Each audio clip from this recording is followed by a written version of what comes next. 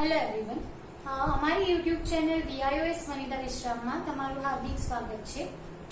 આજે હું ઉચ્ચતર માધ્યમિક અભ્યાસક્રમનો એક સબ્જેક્ટ કે જે છે વિષય ગૃહ વિજ્ઞાન, જેનો કોડ છે 321, એ વિષય પર એક વિડીયો લઈને આવી છું. અને આજે આપણે આપણે કરેલું હતું ચેપ્ટર નંબર 7 કે જે હતું ખરીદી, ખાદ્ય પદાર્થોની ખરીદી અને સંગ્રહ પર. તો આજે આપણે જોઈશું ચેપ્ટર નંબર 8 કે જે છે ખાદ્ય તૈયાર કરવું. એની અંદર જેટલા પણ પોઈન્ટ્સ ધ્યાનમાં લેવાના છે એ બધા પોઈન્ટ્સ અહીંયા લિસ્ટ આઉટ કરવામાં આવેલા છે, જે હું તમને બતાવું. 8.1 ખાદ્યને રાંધવાની જરૂરિયાત, 8.2 રસોઈની પૂર્વ તૈયારી, 8.3 ખોરાકની બનાવટ, 8.4 પોષક તત્વોનો નાશ, 8.5 રસોઈ બનાવતી વખતે તેમાં થતી ગરમીની અસર અથવા ફેરફાર, 8.6 પોષણ મૂલ્યમાં વધારો કરવો, 8.7 વધેલા ખાદ્યનો યોગ્ય ઉપયોગ. લાસ્ટ ચેપ્ટરમાં આપણે ખાદ્યની ખરીદી અને સંગ્રહ વિશે જોયું. તેનો સંગ્રહ કેવી રીતે કરવો તે બધી જ માહિતી આપણે બ્રીફમાં મેળવી. પરંતુ ખાલી ખાદ્ય પદાર્થ ખરીદી લીધો અને તેને સંગ્રહ કરી લીધો એટલે બસ એને આપણે રાંધવું તો પડે ને. તો હવે આ ચેપ્ટરમાં આપણે શીખીશું કે ખોરાક રાંધવો કઈ રીતે. એટલે કે આ ચેપ્ટરમાં આપણે શીખીશું ખોરાકને તૈયાર કેવી રીતે કરવો વિવિધ પ્રકારની પદ્ધતિઓ દ્વારા. આપણે બધા દરરોજ ઘરમાં ખોરાક તો રાંધીએ જ છીએ. તે ખોરાક આપણે જુદી જુદી રીતે બનાવવામાં આવે છે. જો ખોરાક જુદી જુદી રીતે બનાવવામાં આવે તો ખોરાક ખાવામાં પણ આપણને ખૂબ જ સ્વાદિષ્ટ લાગે છે. અને બનાવવા માટે અમુક પદ્ધતિઓ હોય છે. એ પદ્ધતિ વાઇઝ આપણે ખોરાક બનાવવો પડે છે. આમ રસોઈ એ કળા તો છે જ, પણ વિજ્ઞાન વધારે કહી શકાય, કેમ કે એની અંદર આપણે ઘણી બધી વસ્તુઓનું ધ્યાન રાખવું પડે છે ખોરાક બનાવતા સુધી. તો હવે આપણે જોશું બ્રીફમાં કે ખોરાક તૈયાર કેવી રીતે કરવો આ ચેપ્ટરની અંદર.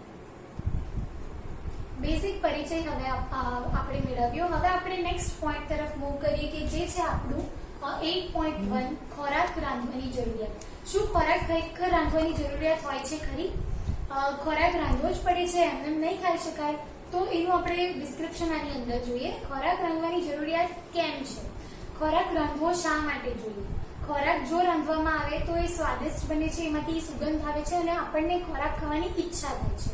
ખોરાક રાંધવાથી તે નરમ, સરળતાથી ખાઈ શકાય એવો અને પોચો બને છે કે જે આપણા પાચનમાં ખૂબ જ મદદરૂપ થાય છે. ખોરાક રાંધવાથી જ્યારે ખોરાકને ગરમી મળે છે, મીન્સ કે ખોરાક જ્યારે ગેસ પર આપણે ગરમ કરીએ છીએ ત્યારે તેની અંદર રહેલા સૂક્ષ્મ જીવાણુઓનો નાશ થાય છે, જેના લીધે આપણી તંદુરસ્તી અને રોગ પ્રતિકારક શક્તિ બની રહે છે. ખોરાક રાંધવાથી સ્વાદ આવે છે અને આવો ખોરાક બધા જ લોકોને ખાવાનો ખૂબ જ ગમે છે. રાંધવાથી તમને જમવામાં નવી મીન્સ કે ઇનોવેશન્સ કેવી રીતે કરવા, નવું વસ્તુ એડ કરીને ખાવાનું કઈ રીતે બનાવવું, એ બધી કળાઓ વિશેની જાણકારી મળી શકે છે. હવે આપણે નેક્સ્ટ પોઈન્ટ તરફ મૂવ કરીએ કે જે છે 8.2 રસોઈની પૂર્વ તૈયારી. તમે જ્યારે જમવા બેસો છો અને તમારી થાળી જ્યારે પીરસેલી હોય છે ત્યારે તેમાં અલગ અલગ વાનગીઓ હોય છે. પરંતુ શું તમે જાણો છો કે આ વાનગીઓ થાળીમાં તમને જે પીરસેલી હોય છે એના પહેલા એના પર કેટલી બધી પ્રક્રિયાઓ થાય છે, એની આગળની પૂર્વ તૈયારીઓ ખોરાક બનાવતા પહેલા કેટલી બધી કરવી પડે છે. તો આપણે રસોઈની પૂર્વ તૈયારી ઘણી બધી અહીંયા આપણે ઇન્ક્લુડ કરીશું. જો ખોરાકને પદ્ધતિસર બનાવવામાં આવે તો રસોઈ સ્વાદિષ્ટ અને આકર્ષક લાગે છે. આમ રસોઈ પહેલાની ક્રિયાઓ જેવી કે ધોવાની ક્રિયા, ટુકડા કરવા, છીણવું, છાલ કાઢવી વગેરે. તો ચાલો હવે આપણે કેટલીક રસોઈ કરવા પહેલાની પૂર્વ તૈયારીઓ વિશે જોઈએ. જેમાંનું ફર્સ્ટ છે બ્લાન્ચિંગ. બ્લાન્ચિંગમાં શું કરવામાં આવે છે? ખાદ્ય પદાર્થને પહેલા ગરમ પાણીમાં નાખવામાં આવે છે અને ત્યારબાદ તેને ઠંડા પાણીમાં રાખવામાં આવે છે, એનું ઓવરકુકિંગ બંધ કરવા માટે. ત્યારબાદ તેની છાલ કાઢવામાં આવે છે. આનું એક ઉદાહરણ હું એ રીતે આપું કે જ્યારે પાલક પનીર બનાવવામાં આવે છે ત્યારે પાલક પનીર બનાવવા માટે સૌથી પહેલા પાલકને ઉકાળવામાં આવે છે, એટલે કે બ્લાન્ચ કરવામાં આવે છે. દેન તરત જ એને ઠંડા પાણીમાં નાખી દેવામાં આવે છે જો એનું ઓવરકુકિંગ બંધ કરવું હોય તો. હવે સેકન્ડ જે છે એ છે કાપવું. ખોરાક રાંધતા પહેલા આપણે આખો એને ગેસ પર નથી ચડાવી દેતા. ઇવન જો આપણે બટાકાનું શાક કે કંઈ પણ બનાવતા હોય તો પહેલા એને કટ કરીએ છીએ, એટલે ખોરાક કાપવું એ ખોરાકની પૂર્વ તૈયારી ગણી શકાય. નેક્સ્ટ છે છોલવું, ખોરાકને પીલ કરવો, પીલર, ચપ્પુ વગેરે જેવા તમારી પાસે જે સાધનો છે તેની મદદથી. દેન નેક્સ્ટ છે નાના ટુકડા કરવા અથવા છીણવું, એટલે કે ગ્રેટર, છીણીની મદદથી એના નાના નાના પીસ કરવા જોઈએ. નેક્સ્ટ છે દળવું કે ચાળવું. હવે તમારે ધારો કે રોટલી બનાવવાની હોય અને રોટલી બનાવવા પહેલાની પૂર્વ તૈયારી શું કરી શકાય કે ઘઉંનો લોટ રેડી કરવો, અને ઘઉંનો લોટ એ પહેલાની પૂર્વ તૈયારી કરી તો ઘઉંનો લોટ દળવો કે ચાળવો. તો રોટલી કરવા પહેલાની પૂર્વ તૈયારી આ કહી શકાય. નેક્સ્ટ છે પલાળવું. તમે જ્યારે કોઈ પણ કઠોળ બનાવો છો, દાખલા તરીકે ચણાની દાળ છે, મગની દાળ છે, તો એ પહેલા તેને 15 થી 20 મિનિટ પહેલા ક્યાં તો જે પ્રમાણે તમારું કઠોળ છે એ ટાઈમ પ્રમાણે તમારે એ ખોરાકને પલાળીને રાખવો પડે છે. આમ રસોઈ કરવા પહેલાની પૂર્વ તૈયારીનું એક ઉદાહરણ એ આપી શકાય કે ગાજરનો હલવો જો બનાવવો હોય તો ગાજરને ધોવા, છીણવા, બાફવા, ચાસણીમાં ભેળવવા, પીસ પાડવા વગેરે નો સમાવેશ થાય છે. હવે આપણે નેક્સ્ટ પોઈન્ટ તરફ મૂવ કરીએ કે જે છે 8.3 ખોરાકની બનાવટ. રસોઈ પહેલાની ક્રિયાઓ કર્યા પછી તે ખોરાક રાંધવા માટે તૈયાર થાય છે અને તે જુદી જુદી રીતે કરવામાં આવે છે. અહીંયા રસોઈની ડેફિનેશન જેવું કંઈક નાનું સરખું કહી શકાય એવું આપેલું છે. આમ રસોઈ એટલે રસોઈ પૂર્વેની ક્રિયા કર્યા બાદ તૈયાર થયેલ ખાદ્યને યોગ્ય પ્રક્રિયા કરી આપવી પડતી ગરમીની ક્રિયા. આ માર્ક કરજો, તમારી બુકમાં પણ આપેલું છે, એકવાર જોઈ લેજો. રસોઈની નાની સરખી એક વ્યાખ્યા જેવું છે. રસોઈની આમ ઘણી બધી પદ્ધતિઓ છે. દાખલા તરીકે ગરમીથી રાંધવું, યોગ્ય ખોરાક માટે જરૂરી ગરમી આપી રાંધવું. અહીં કેટલીક રાંધવાની પદ્ધતિઓ આપવામાં આવેલી છે જે હું તમને જણાવું. એમાં છે રસોઈની પદ્ધતિઓ. રસોઈની પદ્ધતિઓમાં A, B, C એવી રીતે 3 આપેલું છે. એમાં ફર્સ્ટ છે પાણીમાં ગરમ કરવું, સેકન્ડ છે શેકવું, અને C આપેલું છે ઊંડા તેલમાં તળવું, વઘારવું તેલ સાથે. હવે અહીંયા બધાના પાણીમાં ગરમ કરવું તો એના પોઈન્ટ્સ જે પણ આપણે બ્રીફલી ભણવાના છે આપવામાં આવેલા છે. રસોઈની પદ્ધતિઓમાં સેકન્ડ છે શેકવું, કઈ રીતે શેકી શકાય ખોરાકને અહીંયા આપેલું છે. પછી C છે ઊંડા તેલમાં તળવું કે વઘારવું, એના અહીંયા 4 પોઈન્ટ્સ છે. તો હવે આપણે ટર્ન બાય ટર્ન બ્રીફમાં ભણીએ.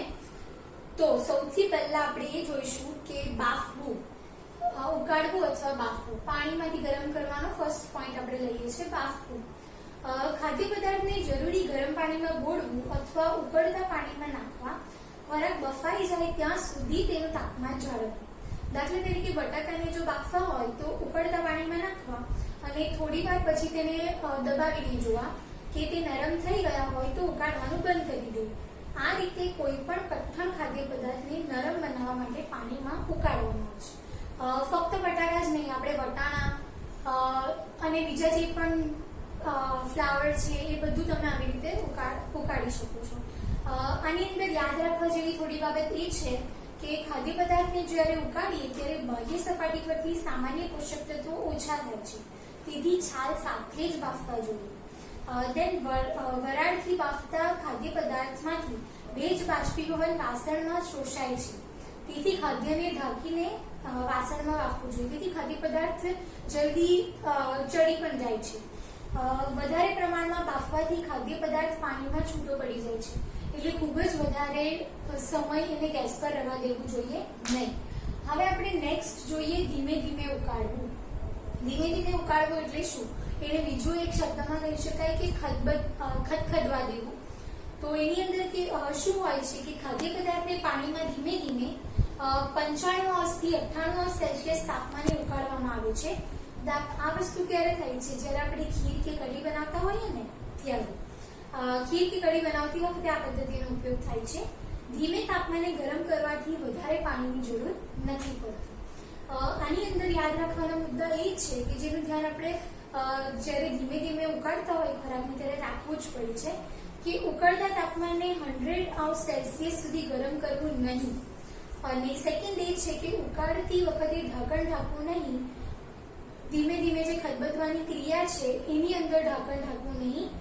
આવું કરશો તો તાપમાન વધી જશે.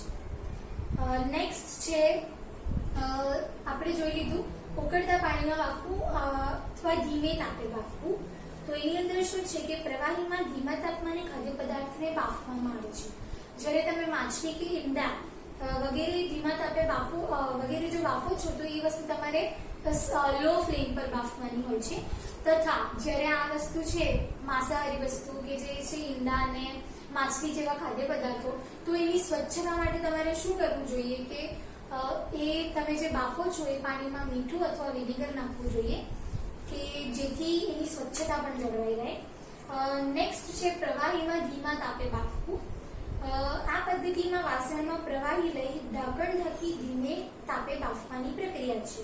તેમાં સેલ્સિયસ કેટલું હોય છે? 98 સેલ્સિયસ જેટલું તાપમાન રાખવામાં આવે છે. વાસણમાંથી વરાળ ઉત્પન્ન થાય છે અને આ વરાળ ખોરાકને બાફવામાં મદદ કરે છે. આના એક્ઝામ્પલ શું કહી શકાય? આપણે વરાળથી શું બાફી શકીએ? તો બટાકા પણ વરાળથી બાફી શકાય છે. દેન તમે ઇડલી અને ઈદડા જે પણ આથાવાળી વસ્તુઓ ખાઓ છો એ બધી વરાળથી બાફવામાં આવે છે. તથા માંસ, શાકભાજી, ફળો ઘણી બધી વસ્તુઓ આવી રીતે બફાય છે. આની અંદર યાદ રાખવાના મુદ્દા એ છે કે ધીમા તાપે જો બાફો તો બળતણનો પણ બચાવ થાય છે. લાસ્ટ અહીંયા છે વરાળથી પકવવું. તો વરાળથી કેવી રીતે રાંધી શકાય? પાણી ગરમ થઈ વરાળ થાય છે તે રસોઈ બનાવવામાં ખૂબ જ મદદરૂપ છે. ખોરાક પાણીના સીધા સંપર્કમાં આવે છે. વરાળ બાફવાની અંદર પણ પાછી 3 પદ્ધતિઓ છે: સીધું, આડકતરું અને પ્રેશર કુકર વડે. તો એમાં સીધું રાંધવું એટલે શું? એમાં વાસણમાં પાણી લેવું, તેના પર પ્લેટ મૂકીને ઉપર ખાદ્ય પદાર્થ મૂકવો. પાણીની વરાળથી ખાદ્ય પદાર્થ રાંધવામાં આવે છે. વાસણ પર કપડું મૂકી ઢાંકણ ઢાંકવામાં આવે છે. માછલી, શાકભાજી આ રીતે રાંધાય છે. નેક્સ્ટ છે આડકતરું. આડકતરું રાંધવું વરાળથી એટલે શું? તો વાસણમાં થોડું પાણી લેવું, તેમાં બંધ વાસણમાં ડબ્બામાં ખાદ્ય પદાર્થ મૂકવામાં આવે છે. એટલે એક વાસણમાં પાણી હોય છે, એની અંદર બીજા વાસણની અંદર બંધ ડબ્બામાં કોઈ ખાદ્ય પદાર્થ મૂકેલો હોય છે કે જે આવી રીતે રાંધવામાં આવે છે, જે પાણીની વરાળથી ફક્ત બફાય છે. અને લાસ્ટ જે છે જે પ્રેશર કુકર વડે. તો પ્રેશર કુકર દબાણના સિદ્ધાંત પર કાર્ય કરે છે, તમે જાણો છો. પાણીની વરાળથી કુકરમાં દબાણ થાય છે, જે ખોરાક રાંધવામાં ખૂબ જ મદદરૂપ છે.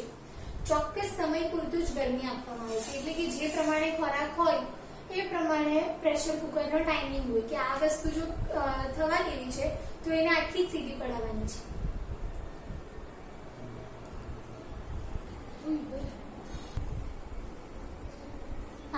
આ રીતે રાંધવામાં પ્રેશર કુકરની પદ્ધતિ ખૂબ જ સગવડ રૂપ છે. તેમાં સમય, શક્તિ ઓછા ખર્ચાય છે, પોષક તત્વો પણ જળવાઈ રહે છે અને આર્થિક રીતે બળતણની પણ બચત થાય છે. એની અંદર પ્રેશર કુકરમાં જ્યારે રાંધવામાં આવે તો એમાં ધ્યાનમાં રાખવાના મુદ્દાઓ કયા છે? તો પ્રેશર કુકરને વધારે ગરમ કરવું નહીં અને 2 થી 3 ભાગથી વધારે ભરવું નહીં. રબરની રિંગ, સેફટી વાલ્વ સમયાંતરે તપાસી અવારનવાર બદલતા રહેવું જોઈએ. પહેલી સીટી વાગ્યા પછી ગેસ ધીમો કરી દેવો જોઈએ. અને નેક્સ્ટ, ગેસ ઉપરથી ઉતાર્યા પછી તરત જ કુકર ખોલવું જોઈએ નહીં. પહેલા તેને સામાન્ય તાપમાને આવવા દેવું જોઈએ, પછી જ કુકર ખોલવું જોઈએ.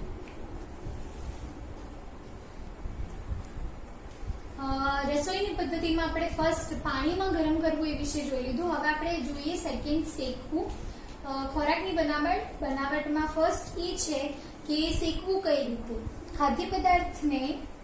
ખાદ્ય પદાર્થને સીધો સૂકી ગરમીના સંપર્કમાં રાખવામાં આવે છે અથવા કોઈ પ્રજ્વલિત જ્યોત પર શેકવામાં આવે છે. અહીં ખોરાક તેલના સંપર્કમાં આવે છે, ગોળ ફેરવતા ફૂલે છે, તેને લીધે તેનો રંગ ભૂરો થાય છે અને સુગંધ બદલાય છે. માંસ, ચિકન વગેરે શેકીને આ રીતે તૈયાર કરવામાં આવે છે. હવે શેકવાની પણ 3 પદ્ધતિઓ છે, જેમાં ફર્સ્ટ છે અણીદાર સળિયાથી માંસ શેકવું, ભઠ્ઠીમાં શેકવું, તવા પર શેકવું.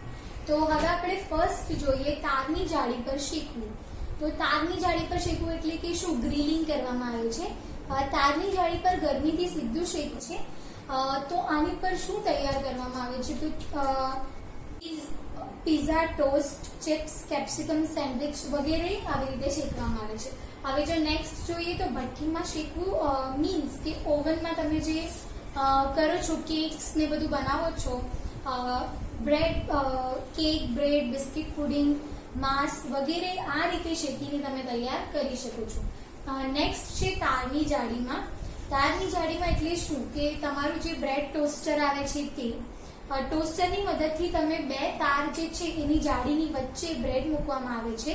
ફિટિંગ એલિમેન્ટ તત્વની મદદથી બ્રેડની બંને સાઈડ ગરમ થાય છે અને ટોસ્ટ તૈયાર થઈને બહાર આવી જાય છે. હવે આપણે નેક્સ્ટ જોઈએ તેલમાં રાંધવું.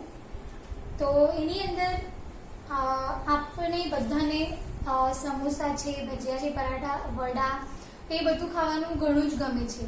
તેલ સાથે આ બધી વસ્તુઓ, આ બધી વાનગીઓ બનાવી શકાય છે. ગરમ તેલમાં ખોરાકને અડધો કે આખો નાખી બદામી રંગનો થાય તેને તળવું કહે છે. તળવું કોને કહે છે એવું પૂછાય, તમારે આ વસ્તુ લખવી જોઈએ.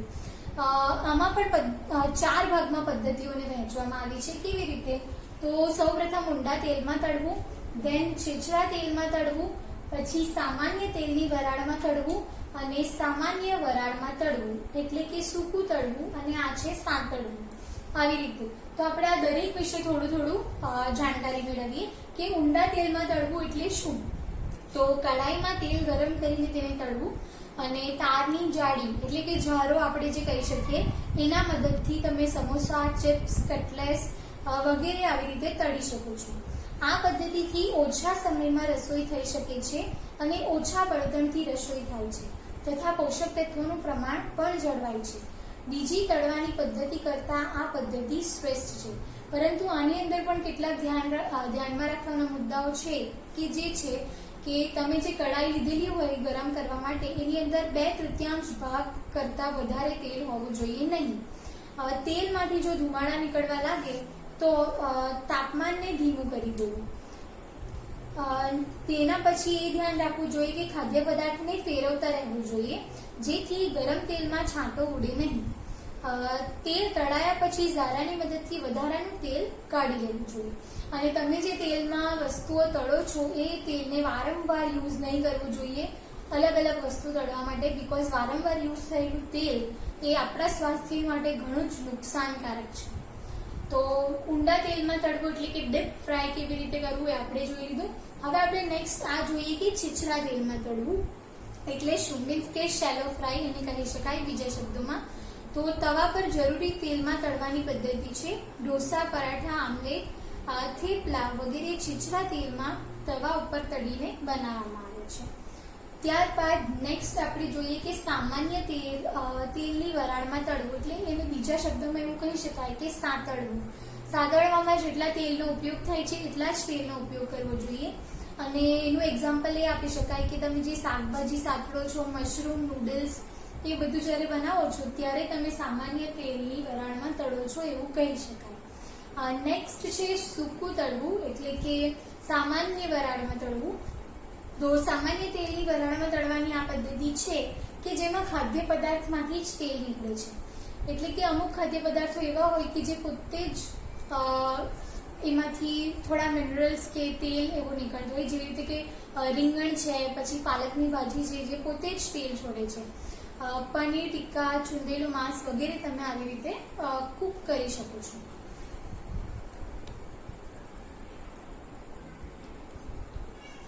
.3 કમ્પ્લીટ કર્યું. હવે આપણે 8.4 કે જે છે પોષક તત્વોનો નાશ તેના વિશે જોઈએ. બધા કુટુંબમાં રસોઈની જુદી જુદી પદ્ધતિઓથી રસોઈ કરતા હોય છે. આ પદ્ધતિનો મુખ્ય હેતુ શું હોય છે કે સ્વાદિષ્ટ રસોઈ બનાવી અને તેની અંદર પોષક તત્વોનું પ્રમાણ પણ જળવાવું જોઈએ. તેથી રસોઈ કરતી વખતે પોષક તત્વોનો નાશ ન થાય તે માટેની બાબતોનું ખૂબ જ ધ્યાન રાખવું જોઈએ. તો હવે આપણે જોઈએ કે કઈ કઈ વસ્તુમાં ધ્યાન રાખવું જોઈએ પોષક તત્વોનો નાશ ન થાય. તો એમાં સૌ પ્રથમ આપણે જોઈએ શાકભાજી માટે.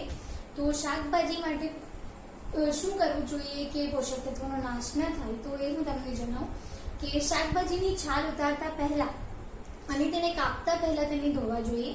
તે વખતે પાણીમાં દ્રાવ્ય, વિટામિન અને ખનિજ તત્વો નાશ ન પામે તે જોવું જોઈએ. રસોઈ કરવી હોય ત્યારે શાકભાજીની છાલ ઉતારવી જોઈએ કે શાકભાજીને કાપવું જોઈએ. શાકભાજી મોટા મોટા ટુકડામાં કાપવી જોઈએ કે જેથી તેની અંદરના પોષક તત્વોને બચાવી શકાય. જે શાકભાજી છે તે ઓછા પાણીમાં રાંધવું જોઈએ અને વધેલા પાણીના સૂપ, વધેલું જે પાણી હોય એનો સૂપ કે દાળમાં ઉપયોગ કરવો જોઈએ. એટલે એને કહી શકાય વેજીટેબલ સ્ટોક. એ વેજીટેબલ સ્ટોકથી તમે સૂપમાં યુઝ કરી શકો અથવા દાળમાં યુઝ, એટલે એને પણ વેસ્ટ નહીં જવા દેવું જોઈએ. જરૂર પ્રમાણમાં નરમ થાય ત્યાં સુધી શાકભાજીને રાંધવી જોઈએ, તેનાથી વધારે નહીં. શાકભાજીને ઓવરકુક કરી નાખશો તો તમને ખોરાક સ્વાદિષ્ટ નહીં લાગશે, એ ફિક્કો પડી જશે. કેટલાક શાકભાજી કાચા સલાડ બનાવી જ ખાવા જોઈએ, કારણ કે તેમાં પૂરતા પ્રમાણમાં પાણીની માત્રા હોય છે. એટલે કે મિનરલ્સ વાળા જે પણ શાકભાજીઓ છે તે તમારે કાચા જ ખાવા જોઈએ, એને પકાવવા જોઈએ નહીં. અને જેની અંદર વિટામિન સી હોય એવા શાકભાજીઓ તો રાંધ્યા વગર જ ખાવા જોઈએ, એટલે કે કાચા. હવે નેક્સ્ટ આપણે જોઈશું ફળો માટે. ફળો માટે કઈ બાબતો ધ્યાનમાં રાખવી જોઈએ કે જેની અંદર પોષક તત્વોનો નાશ ન થાય. સૌપ્રથમ તો એ ધ્યાન રાખવું જોઈએ કે ફળો ખાતી વખતે જ કાપવા જોઈએ, પહેલેથી કાપેલા નહીં રાખવા જોઈએ. તથા કુદરતી રીતે પાકેલા ફળો જ ખરીદવા જોઈએ. એટલે કૃત્રિમ રીતે ઉગાડેલા જો ફળો હોય, એટલે કે પાવડર દ્વારા પકવેલા, તો એનો ત્યાગ કરવો જોઈએ. તાજા ફળોનો જ ખાવામાં ઉપયોગ કરવો. પછી સફરજન, ચીકુ વગેરે જેવા ફળો ધોઈને છાલ કાઢ્યા વગર જ ખાવામાં ઉપયોગમાં લેવા જોઈએ. કેમ છાલ કાઢ્યા વગર જ? તો સફરજનની છાલ અને ચીકુની છાલમાં સૌથી વધારે પ્રમાણમાં પોષક તત્વો હોય છે, તેથી છાલ કાઢ્યા વગર એને ખાવાના ઉપયોગમાં લેવા જોઈએ. હવે આપણે નેક્સ્ટ મૂવ કરીએ. અનાજ અને કઠોળમાં શું સાવચેતી રાખવી જોઈએ કે પોષક તત્વોનો નાશ ન થાય? તો ઘઉંના લોટને ચાળવો નહીં જોઈએ. કેમ નહીં ચાળવો જોઈએ? કારણ કે તેની છાલમાં વિટામિન બી કોમ્પ્લેક્સનું પ્રમાણ વધારે હોય છે. એટલે કે ઘઉંનું જે થૂલું કહેવાય એ નહીં કાઢવું જોઈએ, એટલે એને ચાળવું નહીં જોઈએ. નેક્સ્ટ એ છે કે ચોખા અને દાળને વારંવાર ન ધોવા જોઈએ તથા લાંબો સમય પલાળી પણ ન રાખવા જોઈએ, જેથી વિટામિન બી કોમ્પ્લેક્સ જાળવી શકાય. જો તમે વધારે એને ધોશો અને લાંબો સમય પલાળી રાખશો તો એની અંદરનો જે વિટામિન બી કોમ્પ્લેક્સ છે એ નષ્ટ થઈ જશે. પોષક તત્વો જાળવવા સોડાનો ઉપયોગ નહીં કરવો જોઈએ. ઓછામાં ઓછા જરૂરી પાણીનો રસોઈમાં ઉપયોગ કરવો જોઈએ. નેક્સ્ટ આપણે જોઈએ અનાજ કઠોળ માટે આપણે જોયું. હવે નેક્સ્ટ છે દૂધ માટે. દૂધમાં પોષક તત્વો નહીં નાશ થાય એ માટે કઈ કાળજી રાખવી જોઈએ? તો દૂધને વારંવાર ગરમ કરવાથી અને સૂર્યપ્રકાશમાં મૂકી રાખવાથી આવશ્યક પોષક તત્વો જે દૂધમાં છે તેનો નાશ થાય છે. એટલે દૂધ પણ જ્યારે જરૂર હોય ત્યારે જ લાવવું જોઈએ અને તાજું જ એનો ઉપયોગ કરવો જોઈએ.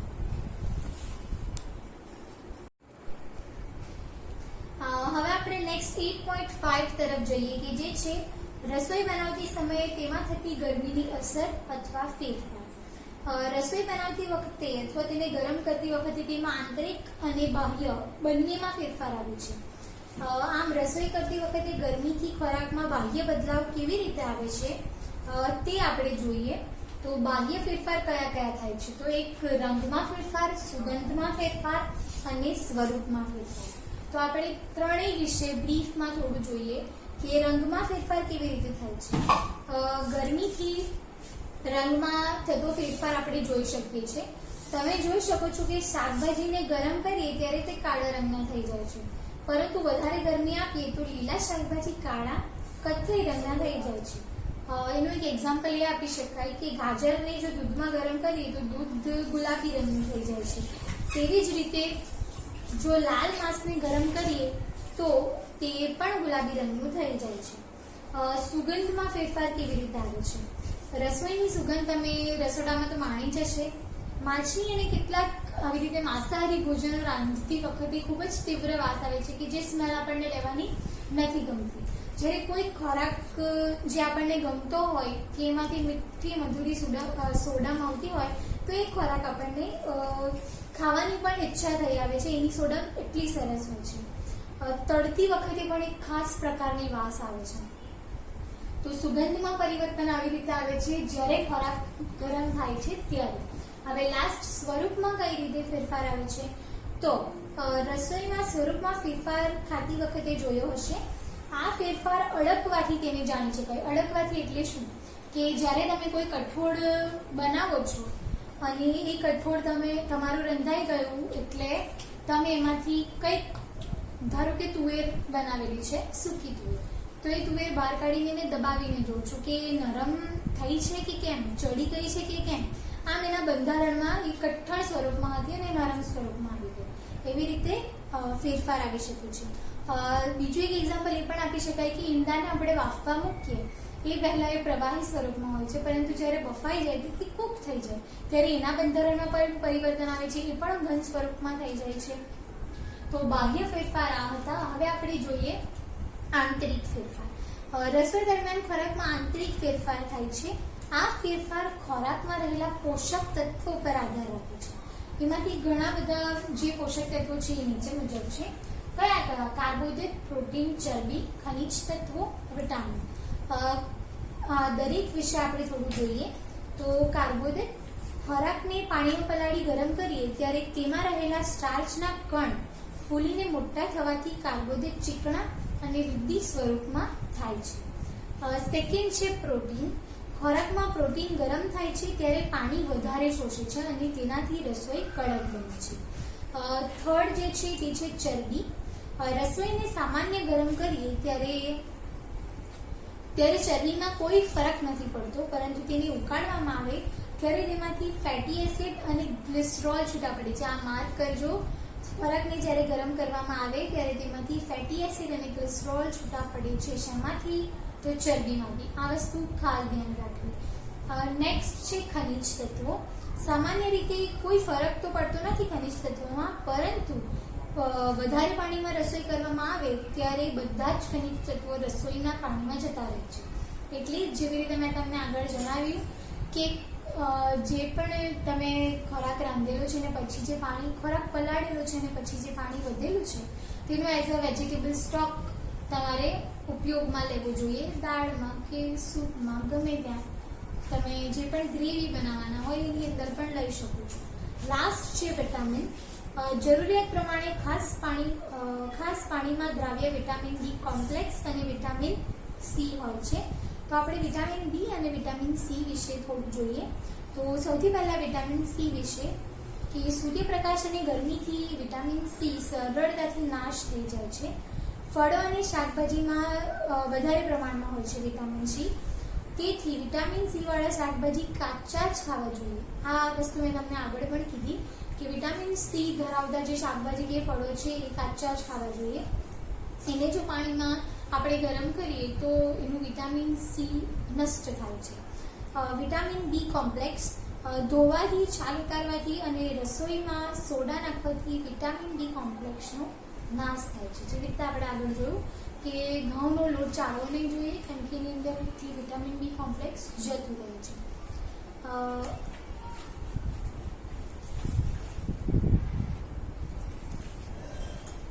હવે આપણે નેક્સ્ટ જોઈએ પોષણ મૂલ્યમાં વધારો કરવો. 8.6. તો રસોઈ કરતી વખતની ક્રિયાઓ દરમિયાન પોષણ તત્વોનો ઘટાડો થાય છે. આપણે લાસ્ટમાં જોયું કે એને બચાવવા માટે શું કરવું જોઈએ.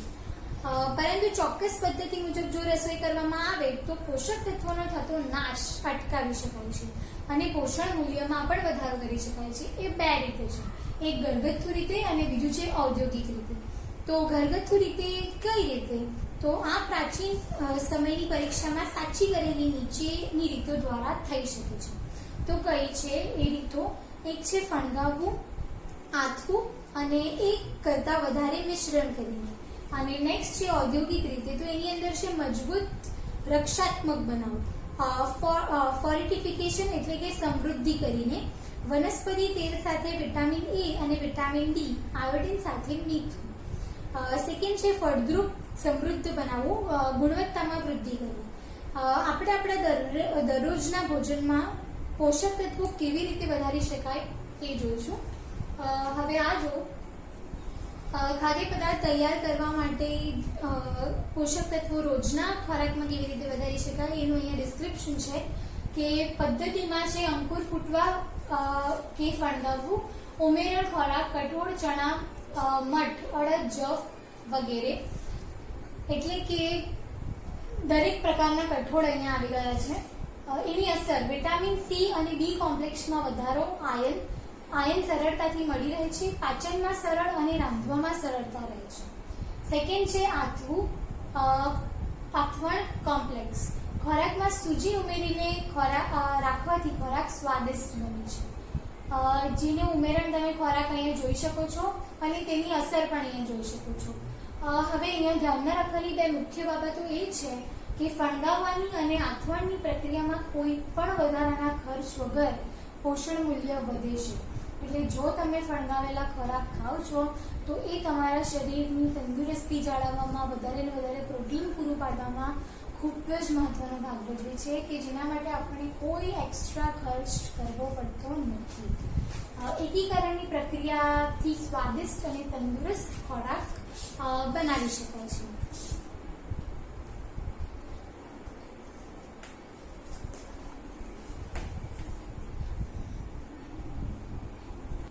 હવે આપણે નેક્સ્ટ પોઈન્ટ તરફ જઈએ કે જે છે 8.7 વધેલા ખાદ્યનો યોગ્ય ઉપયોગ કેવી રીતે કરવો. તો કેટલીક વખત રસોઈ જમ્યા પછી રસોઈ વધે છે અને યોગ્ય રીતે ઉપયોગ કરવાથી અલગ વાનગી આપણે બનાવી શકીએ છીએ. આ રીતે પરોઠા, દાળ, શાકભાજીની કટલેટ, પાઉંભાજી, ખીર વગેરે જેવી વાનગીઓ પણ બનાવી શકાય છે. એટલે કે વધેલા ખોરાકમાંથી તમે નવી વાનગી કેવી રીતે ક્રિએટ કરી શકો તે વસ્તુ પણ કહી શકાય છે. અહીં કેટલીક વાનગીઓ આપી છે કે જે હું તમને જણાવું. તો શાકભાજીના પુલાવમાં બાફેલા બટાકાને મેળવીને કટલેટ કે કોફતા બનાવી શકાય છે. વધેલા ખાટા દહીંમાંથી કઢી બનાવી શકાય છે તથા એ દહીંમાંથી રાયતું, લસ્સી, ભટુરા, દાલ ભાત વગેરે પણ બનાવી શકાય છે. પછી વધેલા ટામેટા, ડુંગળીનો સલાડ, શાકભાજી, સૂપ વગેરે ભેગા કરી બનાવી શકાય છે. બટાટા, બ્રેડ ભેગા કરી ટિક્કી, કટલેટ વગેરે બનાવી શકાય છે. વધેલા પાંદડાવાળા શાકભાજી પાલકમાંથી પાલક પનીર બનાવાય છે. તેમાં લોટ ઉમેરીને પરાઠા, પૂરી, એટલે કે તમે પાલકને અલગ અલગ રીતે બનાવી શકો અને અલગ અલગ રૂપ આપી શકો.